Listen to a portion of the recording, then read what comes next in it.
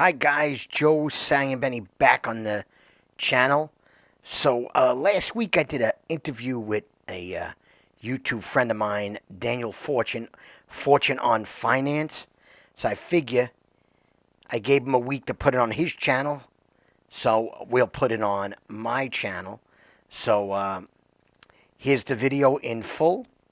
Enjoy it, and of course, I'll leave links down for Dan's channel. Like, share, subscribe.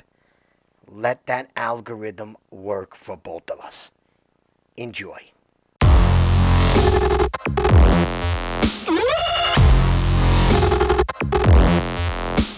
Hey, thanks so much for stopping by Fortune on Finance. This is my second podcast. All right. I got guest Joe Saglimbeni on us today. We're going to go over some questions.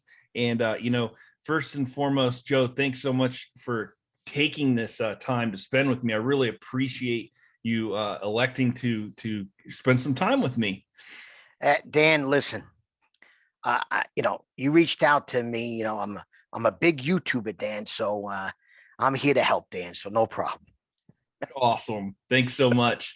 So, I'll be honest, one of the reasons that I reached out to you, Joe, is through YouTube, which is one of the coolest parts of YouTube. And I really liked your video where you were talking about following your passions, and you may never find them in life. So that's one of the first video that really was like, wow, this guy's got something. It's authentic, and I really want to talk to him. So my first question, though, for you, Joe, on our topics today of the five different things we're going to go over is, if you could tell yourself one thing in your 20s and 30s about investing, what would that have been now at your stage in your life, now that you're not in your 20s and 30s, which you would have known? I got to tell you, I would probably tell, don't listen to all that stuff about this company is going to be the biggest company. This is going to be the greatest thing that ever happened. I would say, just don't buy anything. Don't invest in anything. I would tell my younger self, look into it. Take a couple of days to analyze it. Look at a balance sheet. Look at a chart. Read some articles. Go deep. Dive deep. I didn't dive deep enough when I was younger, and I would no doubt. Right now, I dive deep. It takes me a couple of days just to make one stock investment because I dive deep. I look at articles. I read reports. I look at charts. I look at balance sheets, debt level, margins, growth. Is the business competitive? Is there a moat? Are there any competitors this company has to worry about? I didn't do any of that in my 20s or 30s, and I think it's the most important thing. I would have been super wealthy if I would have done that, Dan. Gotcha.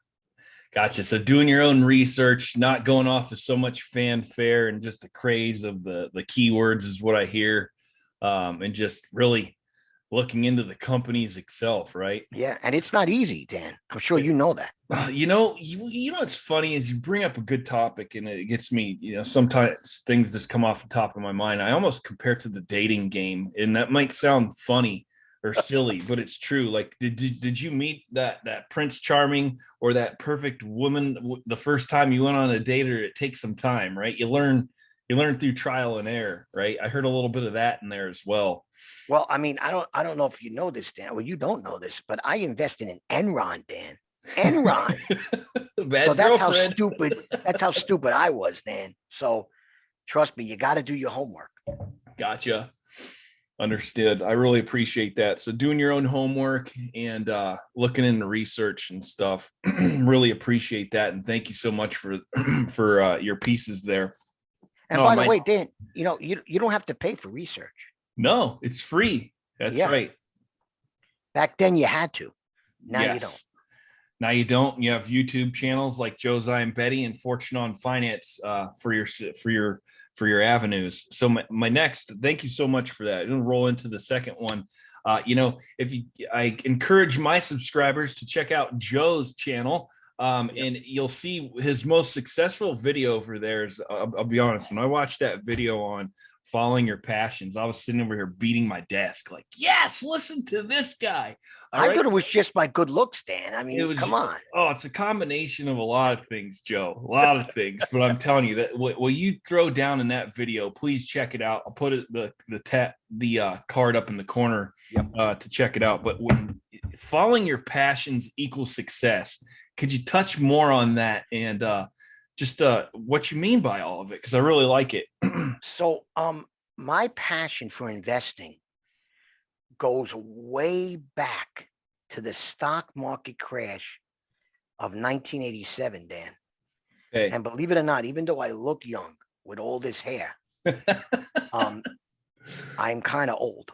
So I go back to 1987, October 1987 stock market crash. And I was in college and I knew I wanted to invest in stocks, individual securities, or Mhm. at least at the time, mutual funds, right? Yes. And I asked my professor, who was an economics professor, Dan, economics professor, Yep. what do you think of stocks, the stock market, mutual funds? I'd like to invest. And she knew nothing about it, Dan. Nothing. I already knew more than she knew. Yes. I'm like, you know what? If my professor doesn't know this, I have to learn about this. And that was the road that I started on. And it never stopped to this day, Dan. Wow. So my passion has always been, I have two or three passions, but one of my passions was stock market investing. And I am working my passion. I'm investing every day, every week, every month. I'm working my passion.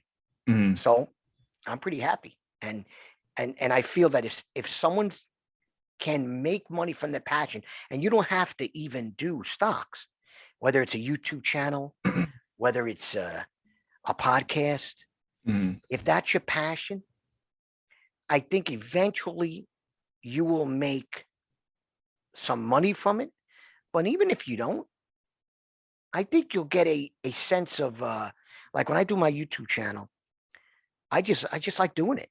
And sometimes you don't even have to pay me. You don't have to pay me to do this.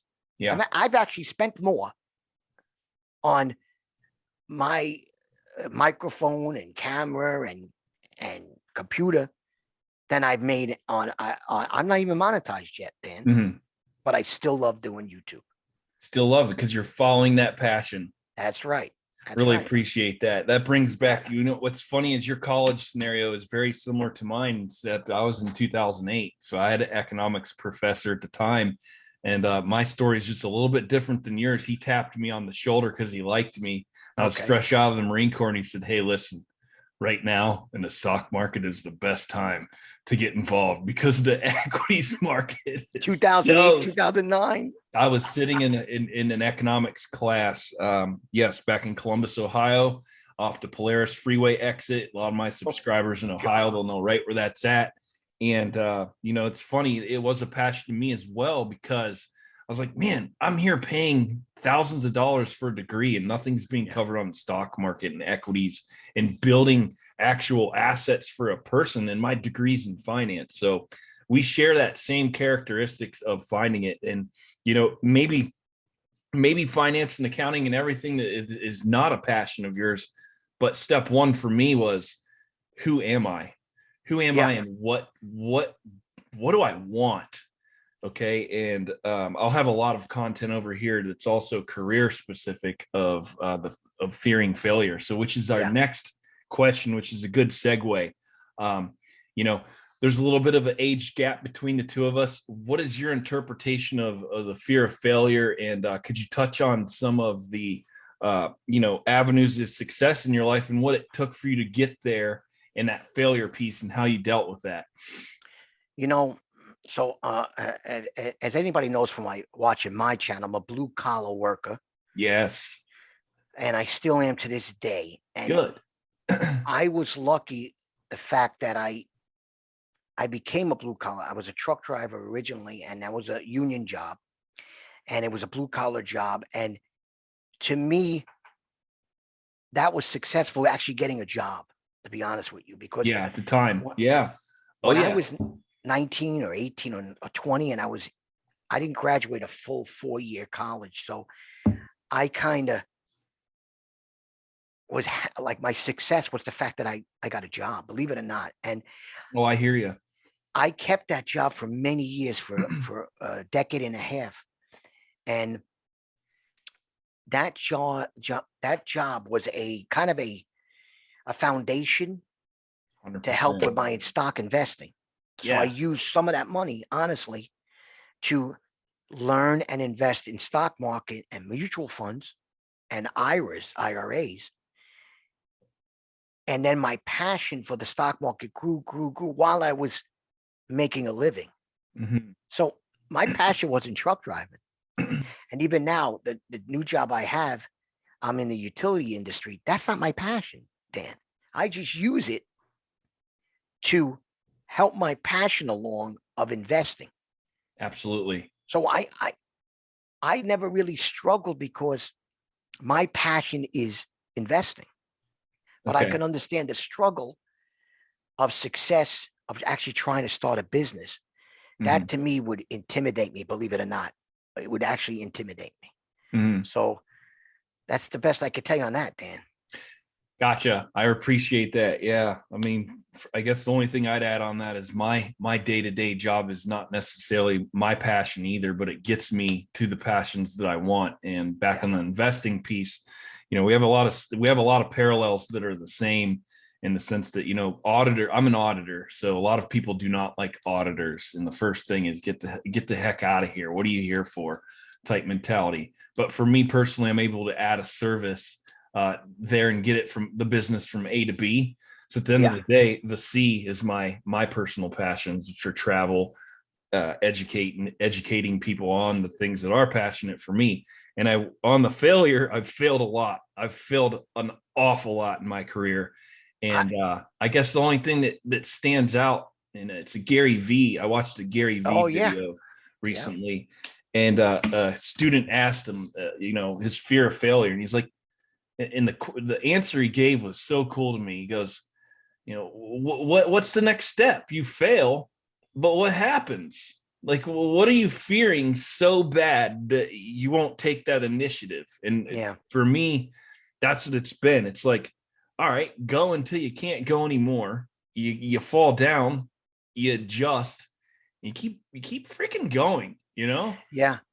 It could get a little, there was a point where when I started truck driving, and I got to tell you this, Dan, because I started as a warehouse worker Yeah, and then became a truck driver for that warehouse. there you go. But when I Stair became a stepping. truck driver, it was a truck, and I didn't know how to drive a truck, Yeah. and it was just a box truck. But I actually, and my old boss doesn't know about this. Doesn't matter. He's not around anymore. But I actually hit a couple of cars, Dan, Oh with the yeah. truck Yeah. while driving. I hope those guys don't go after me now. But honestly, I had to learn how to drive that truck. But they didn't teach me. They just said, here's your work for today. Go ahead. Yeah. I had to actually remember, I was actually failing when I was almost hitting those cars or hitting those. I didn't hit them like, Yeah. Yeah. but almost hit them or whatever, hit a pole or Hmm. something, tapped it, Dan. Okay, I and gotcha. Yeah. that's a failure. That's the But failure. that failure kept me focused, and I eventually became a good truck driver, honestly. And I did it for the decade and a half. Damn right. Yeah. Yeah. That initial feeling, probably, let's go through the you probably felt it in your stomach, right? Oh, Like, oh boy, I'm going to be driving a big piece of machinery here. I've never done it. And at the time, yeah. there probably wasn't any training. That's just how you learn, right? That's how I learned. And honestly, that first day when I got back into my car to drive home, I was like, holy crap. Is this the right job for me? And then that became, and actually, then I got to tell you, that's still to this day, including where I work now, my favorite job, truck Yeah. driving. And So, initially you never knew it, and it was yep, scary. yep, I can say, exactly. yeah, that's so great. These are true stories, and I hope that people can benefit from this. We're real people, right? We're giving Oh real. yeah, I think about the first time I had to do a financial statement release it at a company. It was the same damn thing. I knew I'd never done it before. It's an investor call to Wall Street. It's Yeah. recorded. I was covered at the time. I was scared out Yeah. of my pants. Oh yeah. I had no idea what I was doing.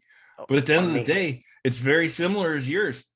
I made a couple of bumps in the road, but hey, I didn't end up in the Wall Street Journal, and we No. got from A to B. And Well, let me ask you. We talked before we went on this yeah, channel here. You know, was it tough for you to get on stage though, being like a speaker? Because absolutely. that's one of my passions, to be a motivational speaker. Uh-huh. And I am a little bit nervous, even though I come on YouTube to, millions of hopeful YouTuber watches, or whatever you want to call it, viewers. Yeah. Um, I still don't know if I can actually, I get nervous, and I guess I gotta. Did you have to just go out and do it? Correct. Yeah. That's it. It's that same notion. And I'll be honest, I'm still shaky about it. I just now started that portion in my career recently with the college, doing a Zoom presentation. Last year was my first actual behind a podium right after Okay. COVID.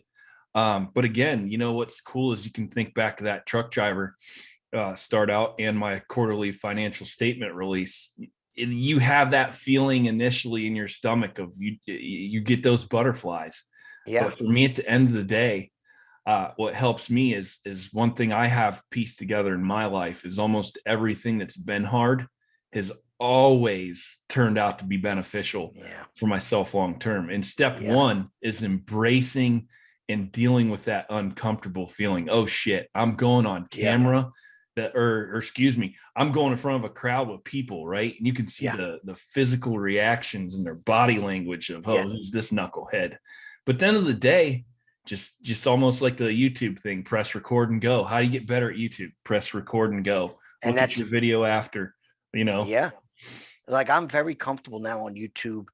I was pretty comfortable in the beginning, but I am really just I can just wing it and come on and just talk. And I find it just, I really, tell everybody, try to start a YouTube channel. I think it's, on something you're passionate about. yeah, I'm very Yeah. passionate about it, and I think it's a great idea, to start a channel, so On something you're good at yeah, that can be yeah, a benefit for others. Thank you so much for that. So you got I, it, Dan. I guess our fourth question is, I checked out your channel. Obviously, we had likes and interests, and you posted your last video about being busy is a good thing, Yeah. being active, being up, and keep on going. Can you kind of talk a little bit more about that and things that you see are beneficial and being busy and how it's good for you? So in the video, I don't know if I really, but I could say it here. It's really I think busyness keeps you mentally focused, and that's what it really comes down to. Like, I've Yeah. been busy throughout the whole pandemic, Yeah. you Same. know, Yeah. and it has I've been lucky that way. Other people that went, they lost their job, or they lost a family member, or they lost a friend. Um, I was just so happy to be busy, Yeah. because busyness, it's just, I think it's actually like, it just helps you. And Yeah. I'm so busy that even now on my channel, I haven't been uploading a lot of YouTube videos That's all right. because I'm busy, and I feel bad about that. But I'm here to tell you and the audience that being busy, to me, is one of the best things to keep you focused, and especially not depressed. You feel up, you Yeah. feel alive, and it You keeps feel you alive. alive. Thank Yeah. you. Thank Yes. you. You feel alive. Yeah. Exactly. Yeah. Because what's the alternative? You're on the couch. Yeah. You're not keeping your brain is a muscle to me type thing. You're not using it, you're gonna lose it. Look at math skills. Look at any skill you learn. Oh yeah. If you don't use it, you lose it. And that busy mentality is the same piece as well. And the weird thing is, I feel mentally more fit than at 25. Yes. Yep. Well, I shouldn't be, right? Yeah. But I feel I'm way far superior to my 25-year-old self. And that's very nice to hear. And that's Yeah. very good to hear, because think about, Joe, be honest, how many other people can say that in our age categories? You know, it's I think it's because my passion, and maybe you too, my passion is these numbers and balance sheets and stocks and busyness. yeah. And your mind is getting, maybe it's getting exercise, and Hmm. that's keeping it's building it stronger. I don't know. Yeah, And absolutely. it's, there's no doubt that I could dominate my 20. I could do a Michael Jordan on my 25-year-old. I And love it. I in love your case, it would probably be LeBron, who, let's face it, Michael's the real GOAT. But anyway, it. I like that. Yeah. Hey, they're both great people in the end of the day. yeah. I'm from that state, and I will tell you, the stuff that he's done for Akron is amazing. And that is almost a very good parallel of this and what my Yeah. YouTube channel is. I want to help people that never had that education in it, because there's a gap there. And I know Oh, I yeah. touched with you on that before we go, that DeSantos bill down in Florida. Yeah. There's only 20 states of the 50 United States that have some sort of financial literacy for high school seniors to graduate. So we still have a majority, 30 to 20 of the 50, that do not have this type of basic financial acumen. So this is a sweet spot, and that, this is why I am here personally, Yeah. not like some of the other YouTube channels that want to sell and monetize for them Yeah. personally. I believe at the end of the day, if you're providing a good service for others, in turn, they're gonna take care of you. So that's When you that's told my me whole those, piece. when you told me those numbers, I mean, it, I wish, actually, I wish when I was like 14, Dan, they taught me that stuff. I didn't know that stuff until I started working. Yep. What a checkbook was, how to write a check, anything. And, it's Mhm. really a shame, to be honest with you, Dan. And uh, I don't know what this DeSantis bill is all about, but I hope I champion anything that will teach people how to, just balance their checkbook. I'm Yeah, even fine with that. absolutely. Yeah.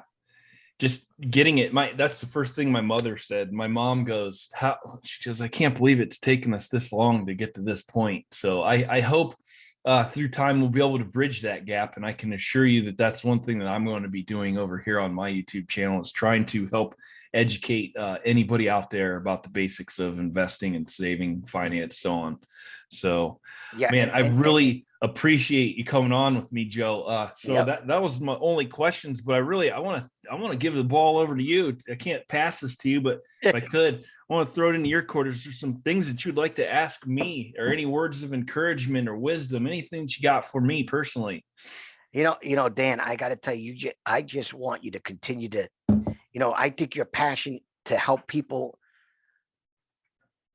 sometimes I'm stuck, not always helping people because I'm a little older, and I realize that they don't get it sometimes. They don't want to take it in. They Yeah. don't want to learn. And that's where I'm struggling with this. And Mhm. I hope that both of us, and especially you, can kind of influence these new people to investing, or even to just starting something, Yeah. to listen to us. That, Mhm. we have made mistakes. We have learned from our mistakes, and we're successful. Yep. And we're now doing passions, though they may be different. Correct. We're doing it. We're Correct. happy doing it. And sometimes we're not even making money on it. That's right. This is our time. This is not enough people, not enough kids, not enough young people, not enough people are realizing that they could achieve so much. And it's not that hard. It's They not just that got to hard. believe. They got to believe. And that's the hardest thing, Dan. And I hope we both can do it, but Absolutely. yeah, it's been great. It's been great, also getting to know you. This is This is great. Um, I'm going to continue my channel and continue to try to focus on investments and of course, follow my channel, follow Dan's channel, Absolutely. and if we're a little slow, or if I'm a little slow with the video uploads, I'm a little bit too busy, Dan. That's all. Yeah, keeping that brain going. Oh man. Well, thank you so much for your time, Joe. And hey, maybe we'll have other sessions in the future. And I encourage everyone to check out Joe's YouTube channel. Like he said, vice versa, check out mine. And I really appreciate you coming on. Thank you for your time. No problem, Dan. I appreciate it really. Not many people reach out to me, and I really appreciate it. It's been fun so far. I mean, with you, and I definitely look forward to the next one. And we're gonna, we'll figure out what to talk about. Maybe it'll be about cryptos. Who knows? There we But, go. Yeah, get into crypto heads going. So yeah, get those cryptos views going, I guess. there But you go. get the laser eyes, Dan. Yeah, get some But lasers on us. yeah, I'd love to. I love to collaborate, and I definitely will in the future with you. So it's been great being on the show, and just subscribe, guys, and listen to us out there. You can do it. If a bald-headed guy like me can become a success, so can you. There you go. Thank you so much.